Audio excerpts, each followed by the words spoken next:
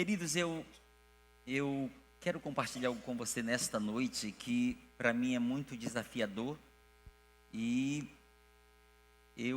hoje de manhã eu falei no final do culto, mas eu vou falar agora isso que eu falei no final de hoje de manhã.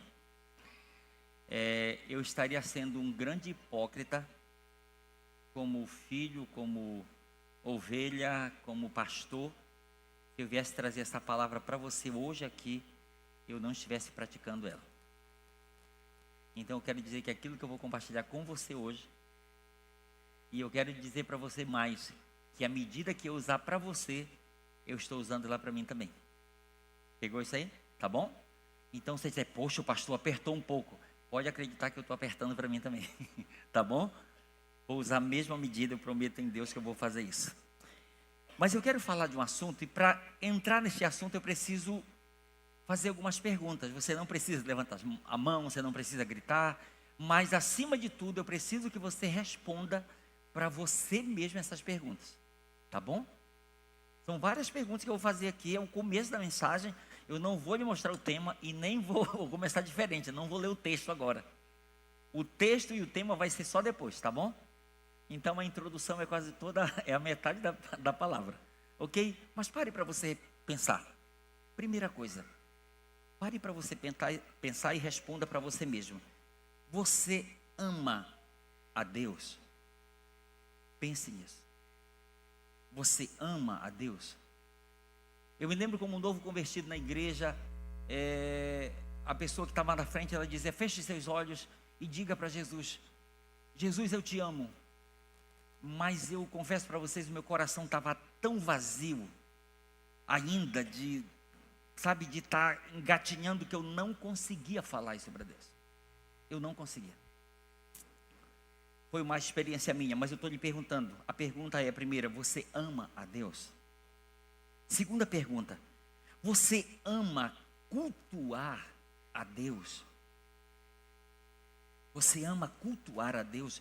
Vir para um culto, para cultuar, e dizer assim para o seu celular, meu celular, você é muito importante, mas o meu Deus é mais, eu vou cultuá-lo, não vou olhar para ti agora. Terceira, você ama ouvir a pregação da palavra de Deus? Você ama ouvir a pregação? Porque Paulo diz que a fé ela vem pelo ouvir, e ouvir a pregação da palavra. Quarto, você ama a palavra de Deus? Você ama a palavra de Deus? A Bíblia? Você ama meditar na Bíblia? Você ama meditar na palavra de Deus? Você tem pelo menos uma Bíblia na sua casa? Uma Bíblia na sua casa? Você tem uma Bíblia?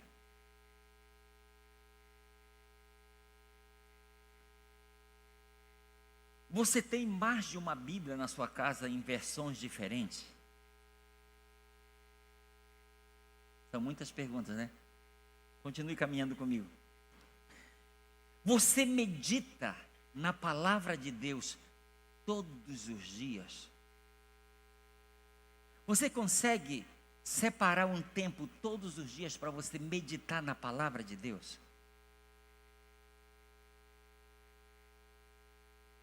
Você já leu a Bíblia toda pelo menos uma vez na sua vida?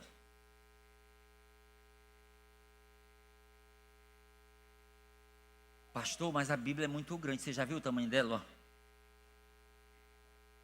Eu já tentei, mas quando eu olho para ela eu desanimo. E outra, pastor, ela é muito difícil de compreender. Já tentei, e chegou um negócio que engatou, não dá, não é para mim, não é para mim. E uma outra coisa, pastor, meu tempo é muito resumido. Eu trabalho, estudo, tem tanta coisa para fazer, só dá para assistir Netflix.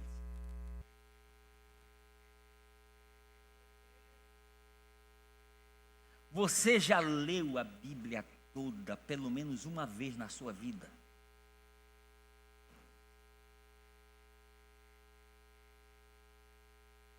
Você já assistiu segura aí.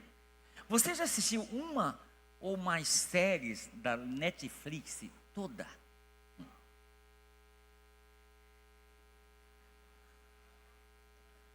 ainda tem a cara de pau de dizer para mim que não tem tempo de ler a Bíblia, né?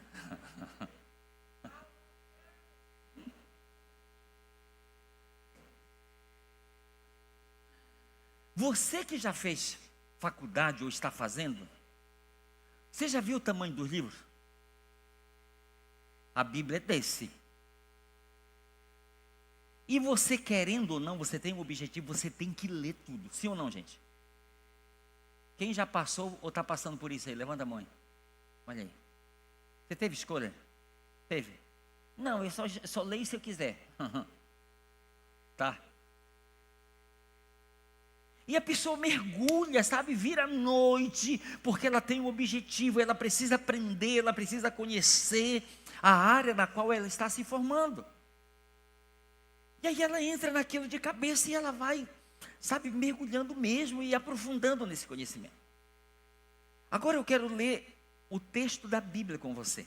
Baseado diante dessas perguntas, eu quero ler um texto da Bíblia com você. Eu quero ler o Salmo de número 1, do versículo de 1 a 6. Salmos capítulo 1, versículo de 1 a 6. Eu quero que você me acompanhe, por favor. O texto nos diz assim: bem-aventurado o homem que não anda no conselho dos ímpios, não se detém no caminho dos pecadores, nem se assenta à roda dos escarnecedores. Antes o seu prazer está na lei do Senhor, e na sua lei medita de dia e de noite. Ele é como árvore plantada junto à corrente de águas, que no devido tempo dá o seu fruto, e cuja folhagem não murcha, e tudo quanto ele faz será bem sucedido. Os ímpios não são assim.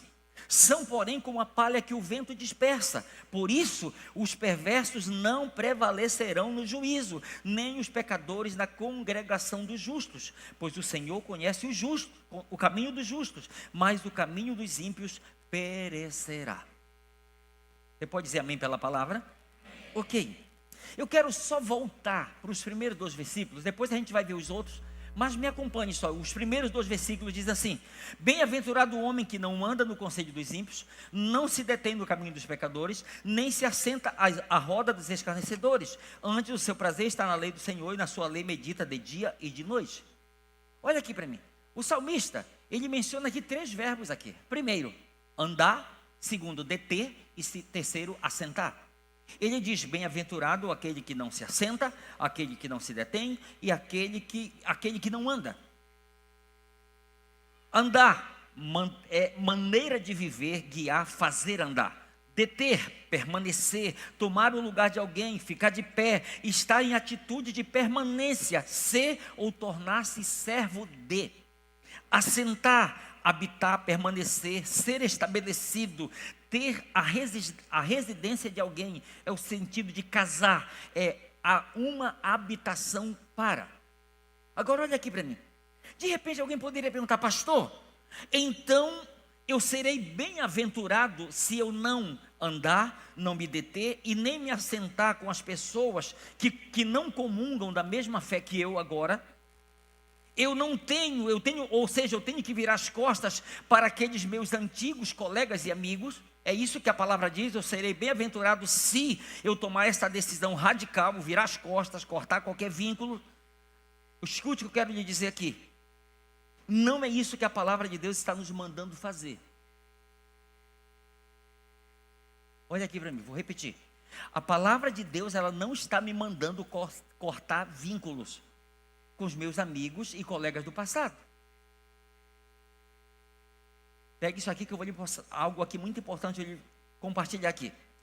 Por que, pastor, não é isso que a palavra está nos ensinando? Porque se nós procedermos assim, a pergunta é: quem vai testemunhar e apresentar Jesus para eles? Eles vão dar ouvidos para quem? Para um Elcio que eles não conhecem? Ou para um João que era amigo deles, colega deles? É mais fácil você abrir a porta da sua casa para um conhecido do que para um desconhecido, sim ou não? Então entenda, de primeira mão, Deus não está dizendo: olha, quebra qualquer vínculo, deixa para lá, esquece aqueles teus amigos e colegas do passado e segue em frente porque a tua vida é outra agora. Não é isso que a palavra está nos dizendo, tá? Pegue isso aí. Eu quero ler com você um exemplo na Bíblia que nos serve assim, de um modo geral. Lucas capítulo 5, do versículo 27 até o 29. Olha só esse exemplo que é lindo aqui. A palavra diz assim: passadas estas coisas, saindo, viu um publicano chamado Levi, assentado na coletoria, e disse-lhe: segue-me. Ele se levantou e, deixando tudo, o seguiu. Então lhe ofereceu Levi um grande banquete em sua casa, e numerosos publicanos e outros estavam assentados com ele à mesa. Olha aqui para mim. A Bíblia nos fala de um encontro que Levi, ou Mateus, teve com Jesus. Jesus vai passando, ele está no serviço dele, e Jesus pega, olha para ele e diz: vem, segue-me. Ele deixa tudo e passa a ser um discípulo de Jesus, um seguidor, um aprendiz de Jesus. Ele passa a seguir. O texto nos diz, olha aqui, o texto nos diz, depois que ele passa a seguir Jesus, em seguida, qual é a primeira atitude dele? Diz a Bíblia que ele ofereceu um banquete. Mas olha aqui o texto, olha aqui comigo, bem rápido. Depois do ponto, então o quê? Para quem foi esse banquete que ele ofereceu? Não é lhes ofereceu, não, é lhe ofereceu. Ele ofereceu um banquete para Jesus. Mas só que Jesus não está só. Se você me convida, eu levo 12 comigo. Aumenta a água no feijão aí. Mas o Mateus, como ele não cortou vínculos com os colegas e amigos do passado, ele convida a turma para ir junto. Por quê? Porque ele quer que o Jesus que o encontrou possa encontrar os amigos e colegas do passado dele também. E ele é essa ponte de acesso, gente. Quem que convidou esses homens, publicanos e pecadores, cobradores de impostos, para ir para a casa de Levi? O próprio Levi. Ele dá um banquete para Jesus, vem os discípulos de Jesus, mas vem os amigos e colegas de Levi, publicanos e pecadores, porque ele tinha esse acesso. Então, pastor, o que a palavra ela está nos dizendo? Por que você está usando isso como exemplo? É para nós fazermos uma autoanálise, um autoexame e nos perguntar: onde está o nosso prazer? Esse é o tema da palavra. Pode liberar o tema para a gente? Onde está o nosso prazer? Porque olha aqui para mim, bem-aventurado, vamos usar esse termo aqui, vamos usar esse verbo aqui, prazer, tá? Vamos usar essa palavra aqui, vamos usar aqui, bem-aventurado o homem que não tem prazer no conselho dos ímpios, que não tem prazer no caminho dos pecadores e que não tem prazer ao se assentar na roda dos escarnecedores. Antes o seu prazer está na. Então olha aqui para mim, a pergunta é: aonde está o nosso prazer? Porque se eu me assento e eu ainda tenho prazer em me assentar, eu preciso me perguntar se foi realmente que Jesus que passou lá pelo meu serviço e me convidou para eu segui-lo.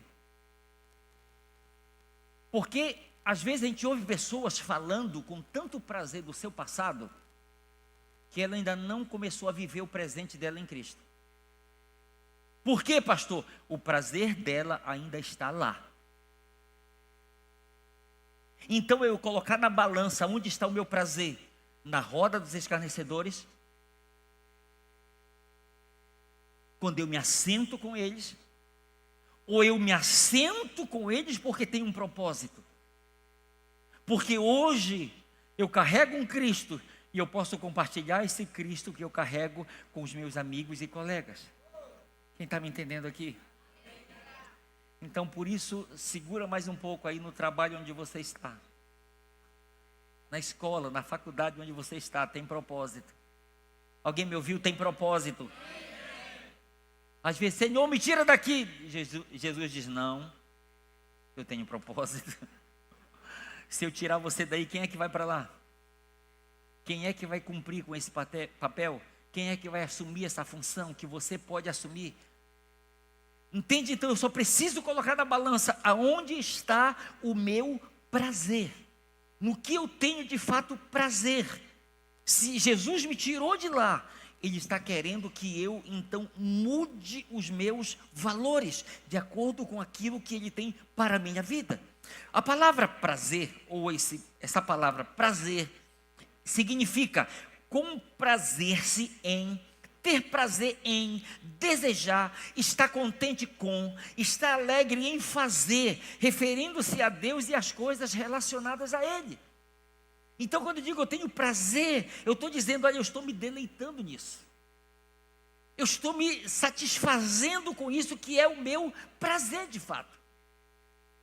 Então eu preciso avaliar, esta é a grande questão dessa palavra. Onde está o meu prazer? Aonde está realmente o seu prazer? Porque naquilo que estiver o seu prazer, acredite, vai não somente chamar mais a sua atenção, mas vai atrair você para aquilo. Porque você vai querer satisfazer o seu desejo, aquilo que é de fato o seu prazer. Me ouça, preste atenção nesta frase aí. A forma ou a maneira como eu e você lidamos com a palavra de Deus revela se nós a amamos ou se nós gostamos dela. Lembra da pergunta do início? Você ama a palavra ou você gosta dela? Pastor, mas tem diferença nisso, pastor? Cadê os casados aqui, os maridos? Podia ser mais forte. Cadê os maridos? Assim mesmo. Cadê os maridos? Você vai dizer, eu estou aqui, pastor. Cadê os maridos? Nossa, rapaz, vocês iam ver se eu perguntasse, cadê as mulheres? Cadê as mulheres?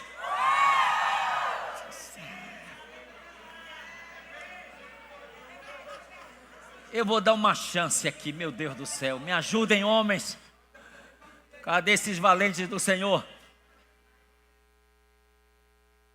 Cadê os maridos? Agora. Olha aqui para mim, escute. De repente você pergunta, pastor, tem diferença entre amar e gostar? Escute, maridos. Se você está em casa, segura essa aí. Você está em casa e de repente você ouve aquela voz da sua esposa. Fulano, você me ama? Aí ele olha para você e diz, eu gosto de você. Te prepara. Te prepara. Não, mas para amenizar você diz, não, perdão, vou retirar. Eu gosto muito de você. Gente, sinceramente, olha aqui para mim. A sua esposa vai ficar satisfeita com essa resposta? Seja honesto, vai ficar, meu bem, você vai ficar? 27 anos, irmão. 27 anos de estrada. Você entende? Então, pega isso aqui. Vou repetir. Cadê a frase? Libera a frase para mim.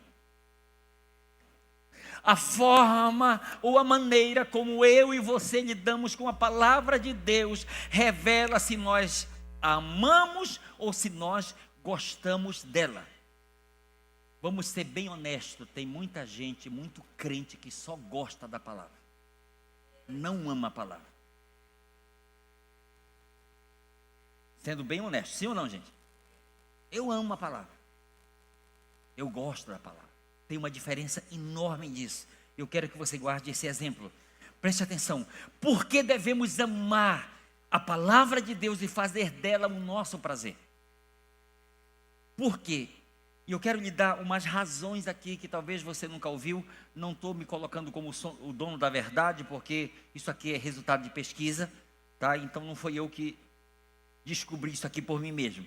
Peguei ajuda de outros. Por que devemos amar a palavra de Deus e fazer dela o nosso prazer? Primeiro, porque ela foi, escute, ela foi o primeiro livro impresso no mundo. Pare para você pensar nisso. A Bíblia foi o primeiro livro impresso no mundo todo. Se alguém chegasse e não, pastor, ela foi o primeiro livro impresso no estado do Maranhão, já era grande, sim ou não?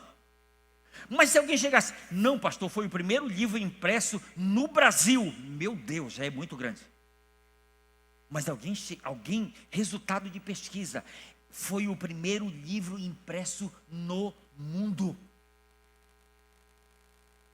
Então isso deve chamar a nossa atenção. Amém? Pastor, quando isso aconteceu? Dia 30 de setembro de 1452, foi a data em que começou a produção do primeiro livro impresso do mundo, conhecido como a Bíblia de Gutenberg. Ele e mais 20 colaboradores, acredite, levaram 3 anos para concluí-la. Então olha aqui para mim.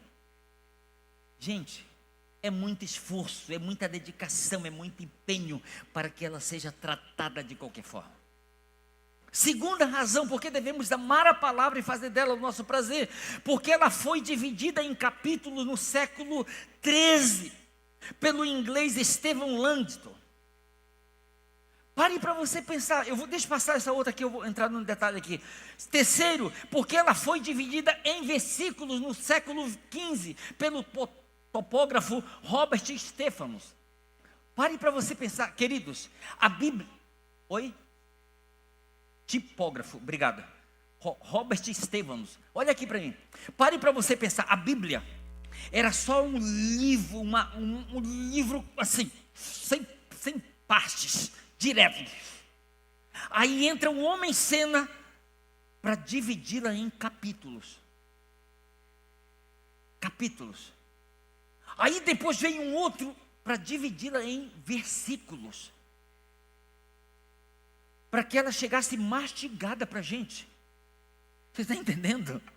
Aí é fácil de dizer, olha, por que você olha? Olha, é muito interessante. Por que você olha para as cartas de Pedro, de Paulo, e você vai ver ele dizendo, como está escrito no livro dos Salmos, ele não diz capítulo e versículo.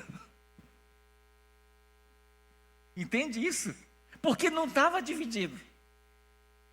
Mas agora chegou assim para a gente, toda dividida, toda arrumada. Aí a gente decora, abra sua Bíblia no livro tal, capítulo tal, versículo tal. Não, deixa eu falar.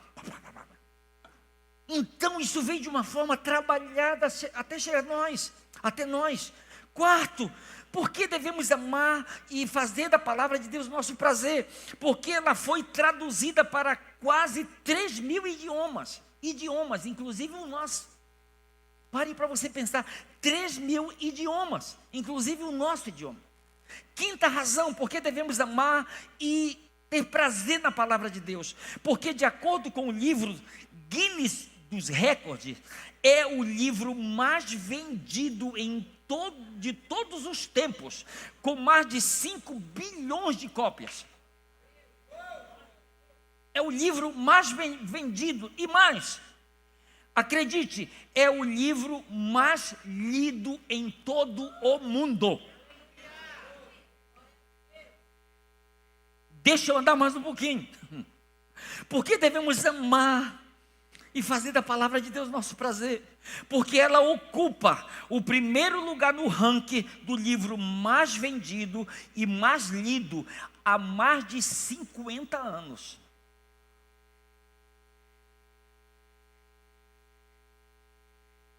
Olha aqui para mim. Queridos, foi um investimento muito alto para que a palavra de Deus ela seja tratada por muitos como o amuleto da sorte. Que pega ela é tão bonitinha que dá para abrir no Salmo 91 e ficar na estante para espantar mal olhado. Olho gordo. Isso é falta de respeito para com a palavra. É falta de honra para com a palavra. Porque alguém pagou muito alto lá atrás para que ela chegasse hoje nas minhas mãos. Gente, tem missão. O irmão Zé Lopes, ele faz parte disso. Tem missão que compra caixas e caixas de Bíblia para ir em povoados aqui do nosso Maranhão e de outros estados para dar de graça. Imagine o preço que foi pago lá atrás para chegar de graça hoje. Pela graça e bondade de Deus, nós compramos Bíblias e nós doamos para as pessoas que tomaram decisão para Jesus aqui. Mas isso teve um alto preço lá atrás. Custou muito para que hoje ela seja tratada com descaso. Alguém já disse, a Bíblia fechada é um livro comum, mas aberta é a palavra de Deus. Viva e eficaz, mais poderosa do que uma espada de 2 gumes. Ela é martelo que esmiuça a penha. Ela é fogo. Aberta é a palavra, é a palavra, é a palavra de Deus. E deixa eu lhe dizer, a Bíblia só é um livro especial por causa do Espírito. Jesus disse, as palavras que eu vos tenho dito, elas são Espírito e vida. Mas vai chegar um dia em que esse livro chamado Bíblia Sagrada vai se tornar um livro tão comum que não vai fazer mais sentido para ninguém. Aí haverá aquela fome que Amós fala no capítulo 8, versículo 11. Eis que vem dias, diz o Senhor, em que enviarei fome sobre a terra, não fome de pão e nem sede de água, mas de ouvir as minhas palavras, diz o Senhor. Andarão de mar a mar, de norte a sul, mas não a encontrarão. Então, o meu desafio para você, valorize a palavra, ame a palavra, faça da palavra o seu prazer, faça da palavra a sua meditação diária. Se você nunca leu a Bíblia toda, chega na sua casa, vai para a pia, de preferência que tenha um espelho da frente, lava a cara, cria vergonha nessa cara. 2025 eu vou ler a Bíblia toda. Eu vou ler a Bíblia toda.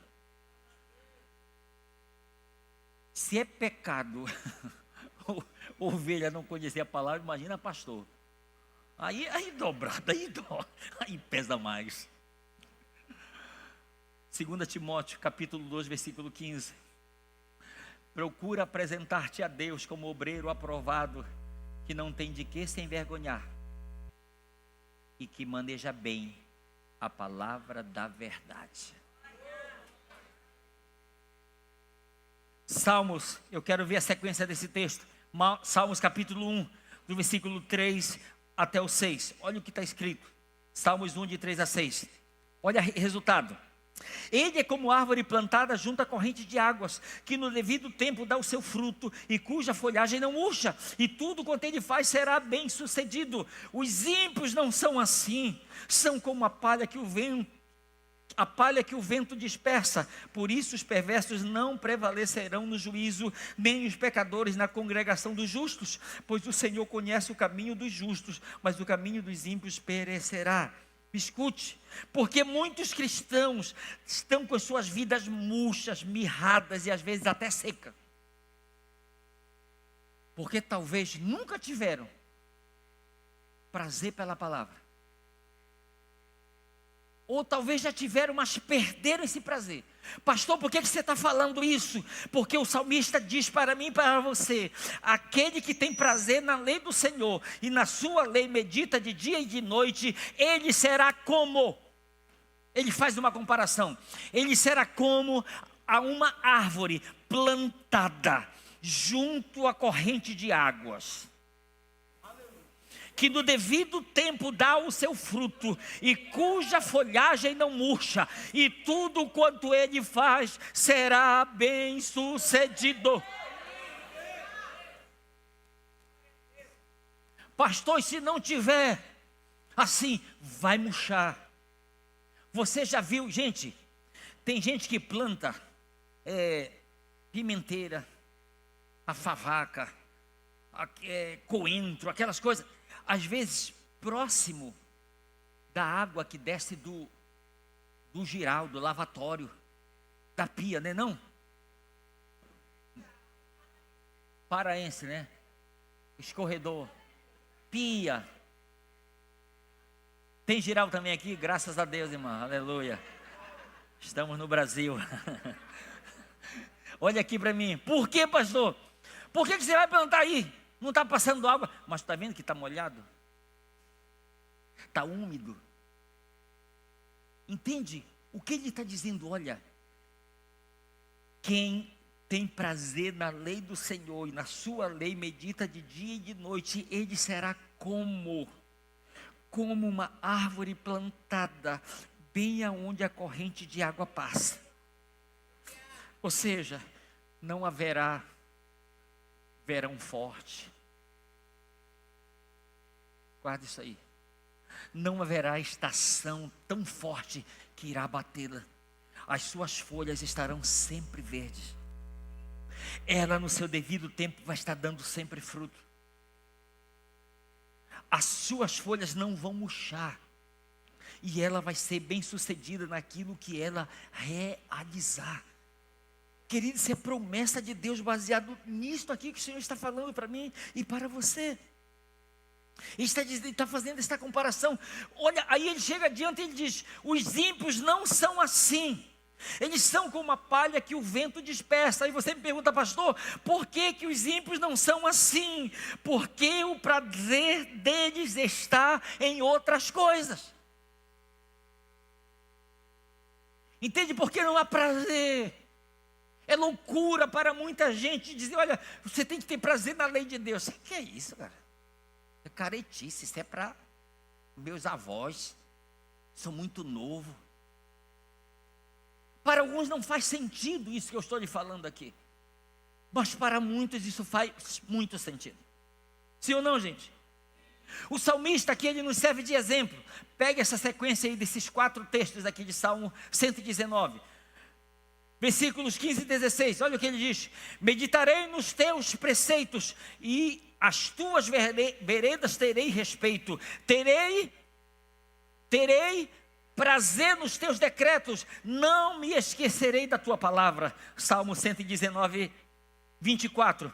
Com efeito, os teus mandamentos são o meu prazer, são os meus conselheiros. Salmo 119, 47. Terei prazer nos teus mandamentos, os quais eu amo. Salmo 119, 77.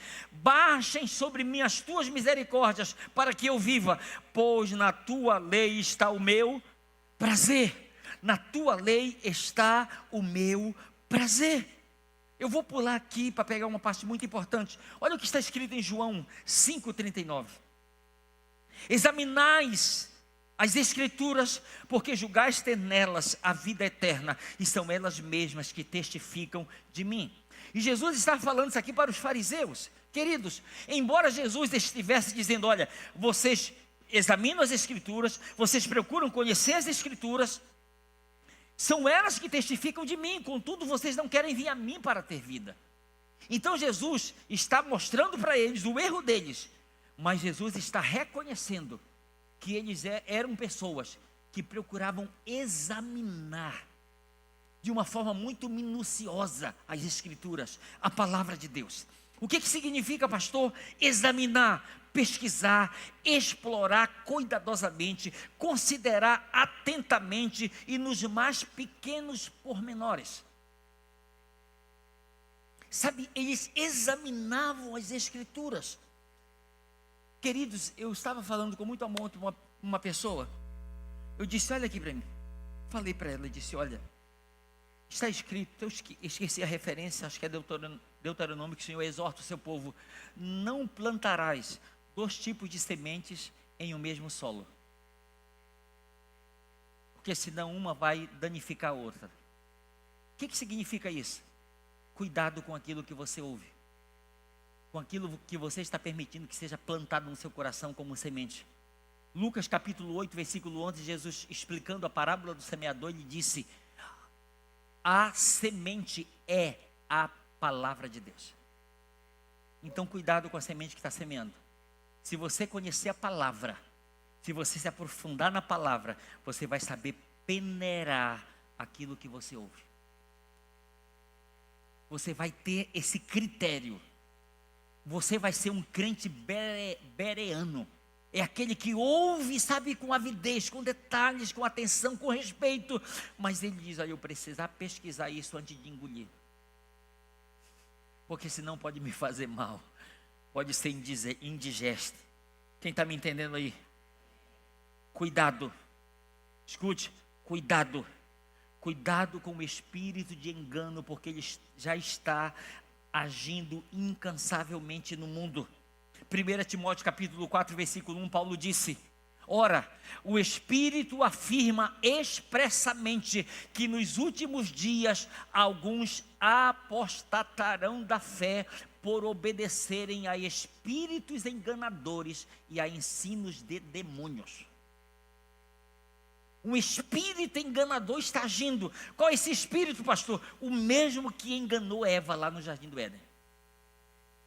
E olha o que Paulo diz, 2 Coríntios capítulo 11, verso 3, Paulo diz: mas eu receio que da mesma forma como a serpente enganou Eva com a sua astúcia diabólica, vocês possam ser enganados e que seu pensamento se afaste do compromisso sincero e puro que vocês têm com Cristo. Olha essa preocupação e diz: por que estou preocupado? Porque eu estou preparando vocês como uma virgem noiva para o encontro do seu noivo Jesus Cristo. Então por isso que ele tinha esse zelo tão grande. Deixa eu lhe dizer, ele está trabalhando para enganar. Quem? A todos. Mas guarde isso que Jesus falou, mas de preferência, ou principalmente aos escolhidos, aos eleitos. Ele tem esse alvo.